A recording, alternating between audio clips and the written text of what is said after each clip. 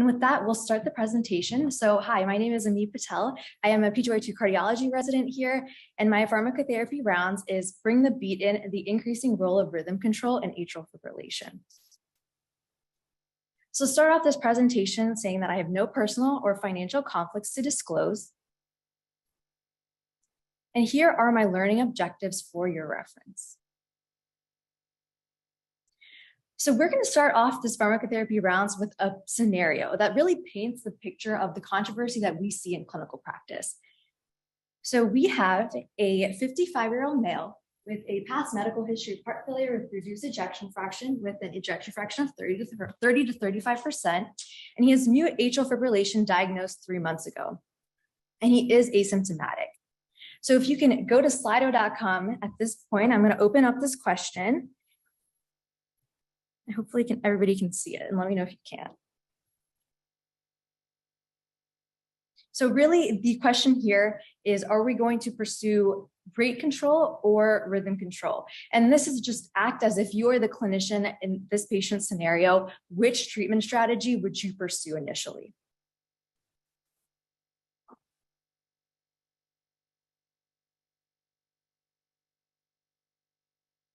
Oops.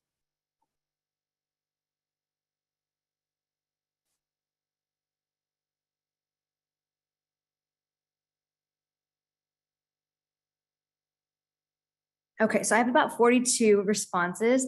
So I have 70% doing rate control and 31% with rhythm control.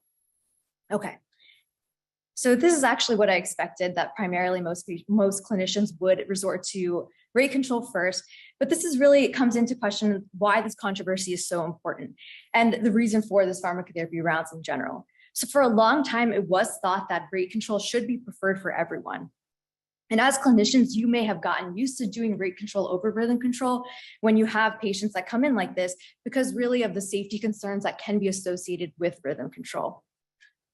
But recently, there's been more literature that has called this into question, whether rate control really should be the first initial therapy that we are going to do for these patients.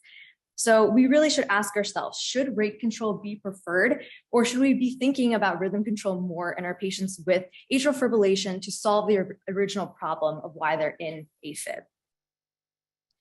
So we're going to go through a roadmap throughout this presentation. We'll start with some background and current management of atrial fibrillation, then move into literature with 4 key landmark trials, and we'll finish with updated management and talk about early rhythm control. So we'll start with the background. So for a brief view of atrial fibrillation, AFib affects almost 44 million people worldwide and is the most common sustained cardiac arrhythmia in the world. Having the disease itself is an independent risk factor for cardioembolic stroke and can cause or worsen heart failure over time. And finally, atrial fibrillation can progress from paroxysmal to persistent to permanent. And this can result in electrical and structural remodeling that can become irreversible over time. And this can be accompanied with symptoms such as rapid ventricular response, which leads to more healthcare visits, more morbidity, and some of its complications of atrial fibrillation can lead to more mortality as well. So classification of atrial fibrillation is really important to understand for the terminology when we talk about AFib literature. So I wanted to draw your attention here to paroxysmal, persistent, and long-standing atrial fibrillation, as these are the types of AFib that we'll talk about when we discuss the literature a little bit more in depth. So it's really important to just review treatment strategies really quickly. So I have already alluded to these, but they're rate versus rhythm. So for patients that are rate controlled, they need a slowing of the ventricular rate through drugs such as beta blockers and non-dihydropyridines, which are diltiazem and verapamil. And this is really to increase refractoriness of conduction through the AV node to slow that rate down. And this is really, rate control is really primarily utilized to minimize the symptoms associated with the changes in heart rate and prevent excessive tachycardia in patients in their day-to-day activities. But it does not solve the underlying problem of what atrial fibrillation really is. And that is that erratic impulses in the atria. So rate control is really just used for symptom management. For rhythm control, the goal is to restore and maintain normal sinus rhythm. And it is used to convert patients back to normal sinus rhythm, relieve the symptoms associated with the core of atrial fibrillation, those erratic impulses, prevent myocardial remodeling, and overall improve quality of life. And we really do that through our antiarrhythmics and catheter ablation. And we will discuss antiarrhythmics a little bit more in depth before we get into the rest of the literature. So to review antiarrhythmics briefly, it's divided up by patients whether they have structural heart disease or no structural heart disease. And this is really defined by patients that have heart failure, coronary artery disease, congenital disease. So in our patients that do not have structural heart disease, the 2014 ACC, AHA, and HRS guidelines recommend dofetilide, dronedarone, flecainide, propafenone, and sotalol. And this is not in any particular order, and it is definitely okay to switch to other classes if one class does not work. In our patients with structural heart disease, in our coronary artery disease patients, they recommend dofetilide, dronedarone, or sotalol with amiodarone as a second-line options, and this is mainly due to the extracardiac adverse effects that is associated with amio. And for our patients with heart failure, they recommend amiodarone or dofetilide, as these are the only two that we can use in those patients specifically. So now let's briefly talk about the guideline recommendations. The 2020 European Society of Cardiology guidelines say that rate control is the first choice for asymptomatic patients, and for patients that do not have minor or no symptoms, that rate control should be the first thing that they should go to. They also recommend rhythm control or AV node ablation if there is any LV dysfunction that is associated with these patients. And they do recognize that rhythm control is recommended for patients that have symptoms, so any of symptomatic patients, and this is a 1A recommendation. On the other hand, in the 2014 AHA, ACC, HRS guidelines, they actually do not specify any recommendations between rate versus rhythm control, but do recognize the importance of rhythm control. So now looking back at our roadmap, we'll now go into some of the literature associated with this controversy. So this is just a brief timeline to kind of put things into perspective of when this really happened. So as mentioned before, this controversy surrounding this rate versus rhythm debate and our current management with rate control being our initial strategy really stems from our early literature that occurred in 2002. So I wanted to get into more recent literature that shows us that management has really evolved over the last few decades and why there is a role for rhythm control. So now starting with rate control. Why is rate control often the first-line treatment strategy when patients come in with atrial fibrillation? And this really all stems back from the AFFIRM trial. So the AFFIRM trial was conducted in 2002 and published in the New England Journal of Medicine that looked at 2,000 patients in the rate group versus 2,000 patients in the rhythm group.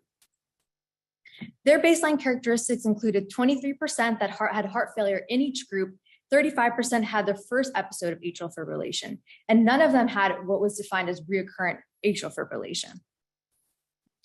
More than 2/3 of the patients in the rhythm group were started in the antiarrhythmic drugs, were started with amiodarone or sotalol, but they were able to be switched to other drugs if needed. And the primary endpoint was that of overall mortality. And they saw that in the rate control group, 21% achieved that primary outcome of mortality or reached that primary outcome of mortality versus 24% in the rhythm group. But this was not a statistically significant finding. However, it is worth noting that there were more hospitalizations in the rhythm group due to titrations and procedures, and some of these patients did go in for ablation. So that was included in the hospitalization, in the increase in hospitalizations. But the rhythm group also had more adverse effects, including gastrointestinal, bradycardia, QTc prolongation, and a higher incidence of torsades overall. So the AFFIRM trial really helped us conclude that rhythm control does not reduce mortality compared to rate control, but it was associated with more adverse effects. And then the RACE trial was also conducted in 2002, just had a smaller population of patients, but it was a non-inferiority trial that looked at patients with recurrent or persistent atrial fibrillation. And the antiarrhythmic drugs that they used in this trial were sotalol to start, and then flecainide and propafenone if they failed sotalol, and then amiodarone if they failed those other two. And they really found that there was that rate control was not inferior to rhythm control. So from the AFFIRM and RACE trial, we really see that rate is preferred, and that these are from the 2002 trials that conducted this. So now looking with AFFIRM and RACE, there were concerns about safety with rhythm control. And the next trial we'll really go and discuss is to investigate if a certain type of rhythm control is safe in our patients. And this is the Cabana trial. So this is rhythm control with ablation. So the population here was patients that were undergoing ablation, which is essentially a procedure that involves going into the heart and destroying some of the heart tissue to terminate the erratic impulses that are causing atrial fibrillation. And they compare this to rate and or rhythm group, which was the other patients were able to get rate or rhythm control in this other group. And the population was mostly paroxysmal, persistent, or long-standing atrial fibrillation. And the primary endpoint was a composite of death, disabling stroke, serious bleeding, or cardiac arrest. And they found in the ablation group that 8% met that primary outcome versus 9.2% in the drug therapy group, but this was not a statistical significant finding. So with Cabana, we really saw that there was a decrease in recurrent atrial fibrillation with ablation, but ablation is not superior to drug therapy for cardiovascular outcomes in new onset or untreated atrial fibrillation. That was their conclusion from this trial. So with the Cabana trial, it helped us see that ablation was safe and it did work for rhythm control. So now that we've established that rhythm control is safe, is there a certain time where rhythm control may be more effective, and when should it be initiated is really the next question that we should go to. So enter early rhythm control with the EASE-AFNET-4 trial. This was conducted in 2020 and it was published in 2020 in the New England Journal of Medicine, it was the first randomized controlled trial that looked at this population of atrial fibrillation that was diagnosed within 1 year before randomization. So it really was the first of its kind. They looked at 1,395 patients in the rate group and 1,096 in the rhythm group.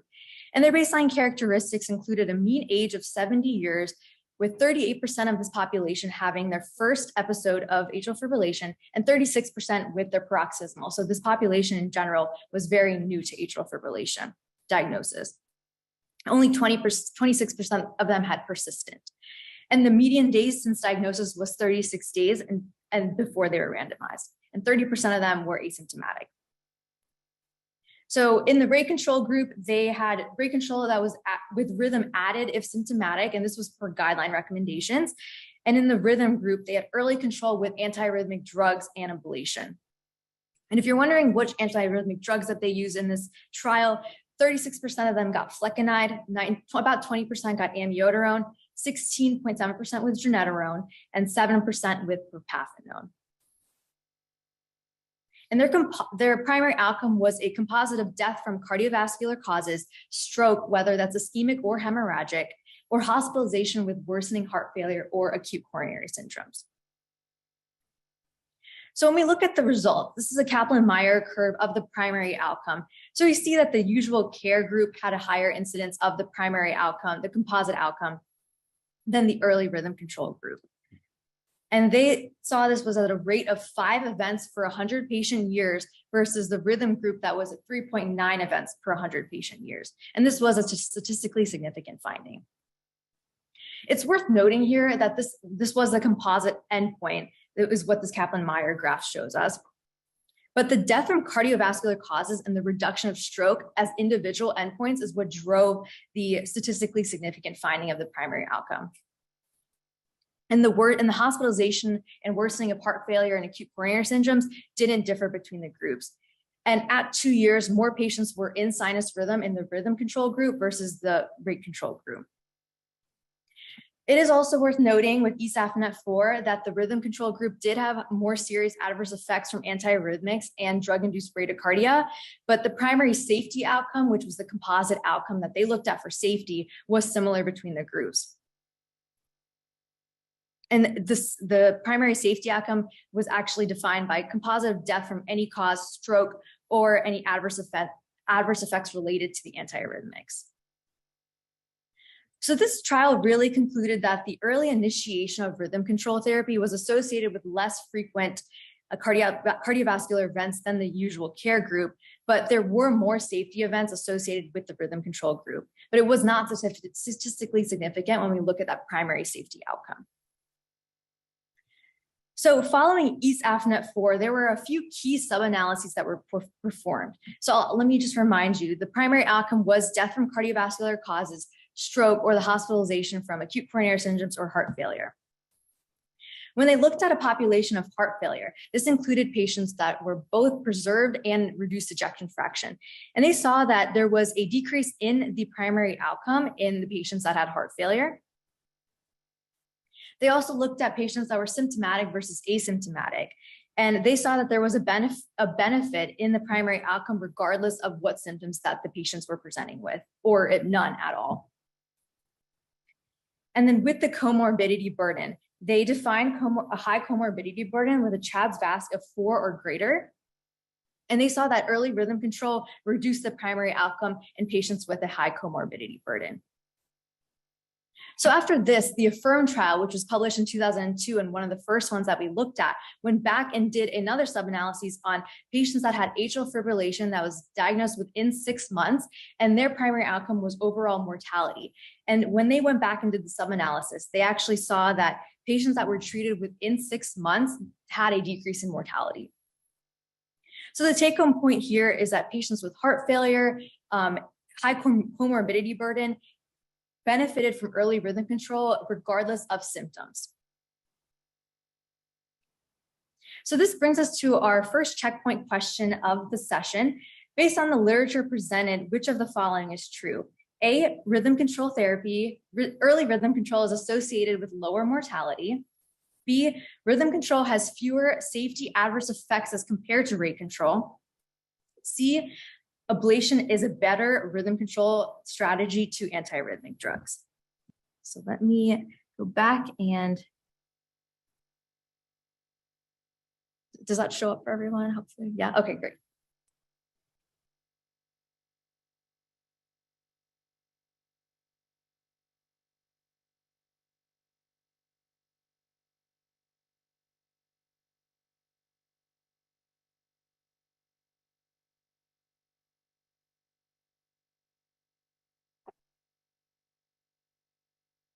Okay, so we have about 40 responses. So 90% said A, early rhythm control is associated with lower mortality, which is correct. So B is incorrect because we saw that with AFFIRM and ESAFNet4 that there are more safety or more adverse effects associated with rhythm control as compared to rate control. And C is incorrect because it's not proven that ablation is a better rhythm control strategy to antiarrhythmic drugs. And the Cabana trial really tells us that they're likely equivalent. So back to our literature timeline, from ESAFNet4, we see that early rhythm control is preferred. So finally, the last part of the roadmap and the last part of this presentation is talking about early rhythm control, and what I'm proposing is updated management for our patients that are presenting with atrial fibrillation. So when we consider what factors we should think about when choosing if a patient is a good candidate for rhythm control, there are a few that we should really think about. And these factors I'm going to discuss are really derived from these trials that saw a benefit in the patients combined with them presenting with atrial fibrillation that's lasting less than a year, or that has been diagnosed for less than a year. So these factors are my recommendations of who I would consider early rhythm control in. So first, our patients are aged less than 65. However, it is worth noting that ESAFNet4, the median age was 70, so patients older than this can still derive benefit. Patients with no or structural heart disease, because we are presenting preventing some of that structural remodeling that occurs with atrial fibrillation and would be good candidates for rhythm control before that even begins. Patients that are symptomatic, although it is worth noting here as well that in the EAST-AFNET sub-analysis, asymptomatic patients may benefit as well. And this really goes back to improving quality of life too, and avoiding those symptoms in the first place. Rate control that is difficult to achieve as if they are not being treated properly with the AV nodal blocking agents that we would initiate. Tachycardia-induced cardiomyopathy. Heart failure, because this would prevent worsening heart failure and its complications that can lead to hospitalizations like decompensated heart failure from atrial fibrillation. Stroke risk, so patients at an increased stroke risk or who have already had multiple strokes, even on full anticoagulation, may be appropriate candidates for rhythm control. And finally, patient choice, because antiarrhythmic drugs and ablation are not benign treatments, and especially with antiarrhythmic drugs, it's really important to have that risk-benefit discussion, especially when initiating those drugs. So really in conclusion, if a patient has any of these factors and atrial fibrillation lasting less than 1 year, I would think that they may be good candidates for rhythm control, and that should be a strategy that can be pursued. So in conclusion, in patients with atrial fibrillation that has not become long-standing, early rhythm control may manage symptomatic patients, reduce irreversible structural atrial cardiomyopathy, reduce stroke risk, and reduce death from cardiovascular causes. And we're really seeing these effects from the trials that are investigating this. So this brings us back to the first question that I proposed early on in this presentation. In an asymptomatic 55-year-old male patient with a past medical history of heart failure with reduced ejection fraction, with an EF of 30 to 35%, with new AFib diagnosed 3 months ago, which of the following are reasonable for an initial treatment strategy? A, rate control only. B, rhythm control with antiarrhythmic drugs. C, rhythm control with ablation. Or D, all of the above.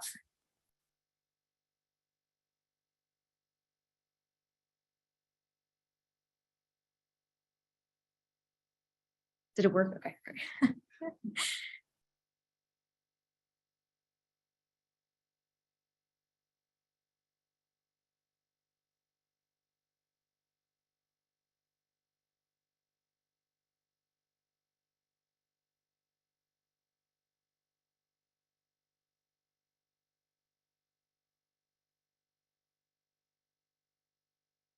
Okay, so we have about 40 responses.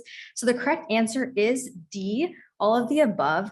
And I see that there's 24% that said rhythm control with antiarrhythmic drugs, which is a reasonable option. And all of these are reasonable options. So although rate control is okay to use, this patient is someone that would benefit from rhythm control, especially early rhythm control. And it's important to have that shared decision-making when considering rhythm control. So yes, the answer is all of the above. I'd like to thank all my mentors for this presentation, for creating this presentation, especially Sandeep. And I wanted to thank you all for your time and attention today. And I really hope this presentation has made you rethink rate control as a universal initial treatment strategy. And there are certain situations and patient-specific considerations in which rhythm control really may make a much more of a difference in a patient. And I'd be happy to answer any questions at this time.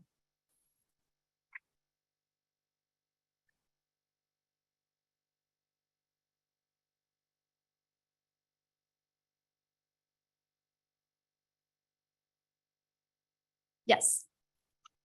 So I'm curious, in this sample patient case that you gave us, where we had a patient with an ejection fraction of 30 to 35, would you start rhythm control in this particular patient? Yeah, I really would highly consider it, just because we know that with our patients with heart failure, it's a progressive disease, and atrial fibrillation really can make that much worse and lead to more hospitalizations and worsening of their heart failure. So is that the worst ejection fraction you've ever seen? Probably not, but it can really help prevent that progression to worsening heart failure by treating that those erratic impulses in the atria that are kind of worsening the disease already. Yes. Without getting too nitpicky, what would your personal line in the sand be for like mild structural heart disease per se? For mild structural heart disease? Yeah, just in looking at your recommendations of the patients you would consider it in, I think you had said mild structural heart disease. Yeah. So I'm curious to know what you would be defining as mild. Okay, so like related to like heart failure or like the other types of, I guess I'm just like wanting to, okay. I mean, that is probably the answer to that is probably really based on diagnostic criteria versus something that I can just say like that. That's probably more of a diagnostician that's able to quantify what is mild disease. But if they have had hospitalizations, are coming in for their disease state, and they have this atrial fibrillation that's causing these hospital visits, I think it's worth having that discussion. Like, is it time to treat this? And we should consider treating this because it can really worsen these cardiovascular comorbidities, and we would really want to prevent that. Does that answer your question?